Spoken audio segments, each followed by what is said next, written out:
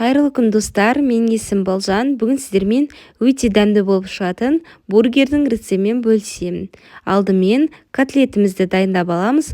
Ол үшін фаршымыздың үстіне қара бұрыш, дәміне қарай приправа, тұзымызды салып, біркелкі болғанға дейін жақсылап араластырамыз. Барлық қажетті заттарды описанияға жазып қоямын. Енді дайын болған фаршымызды 65 граммнан өлшеп аламын. Мен фаршты жұқалау қылып жасаймын. Сіздерде егер қалың болсын десеңіздер, онда 70-80 граммнан алсаңыздар болады.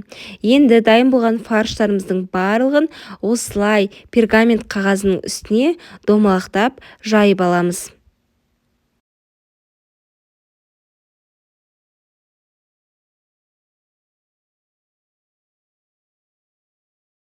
Жайып болғаннан соң шет-шетін біркелкілігін келтіру үшін қасықпен осылай түзулеп шығамыз.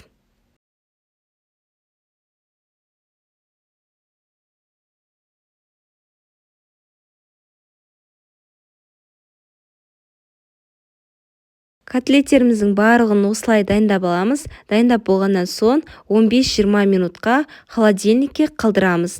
Енді салмасын дайындаймыз. Салмасына бізге салатный лист, соленый огурцы, помидор және де бургерге арналған сыр, майонез бен кетчуп қажет болады. Алдымен барлық заттарымызды домалақ етіп турап аламыз. Барлық помидорларымызды турап алғаннан соң соленый огурцымызды турап аламыз. Және менің каналымда бургердің нанын қалай жасау керектігі жайлы видео бар. Сол видеоға қарап, нанын жасасаңыздар болады. Мен тек қана сол өзімнің видеомен жасаймын. Мінекей барлығын турап алдық.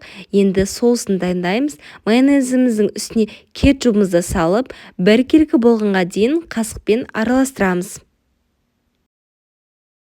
Барлық заттарын дайындап алғаннан соң қызып тұрған майымыздың үстіне котлеттерімізді салып, екі жағын қызарғанша қуырып аламыз.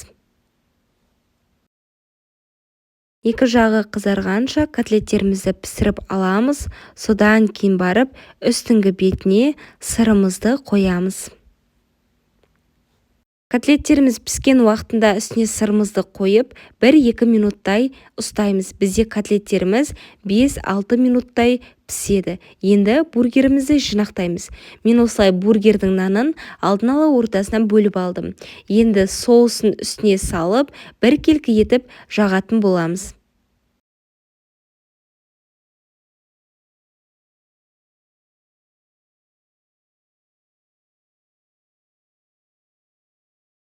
Мінекей үстіңгі бетіне де жағып алдық.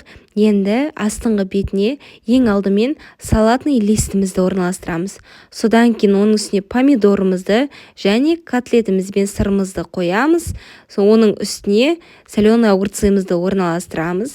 Мінекей бізде бургерлеріміз дайын болып шығады. Сіздерге де жасап көруге кеңес беремін. Өте дәмді болып шығады.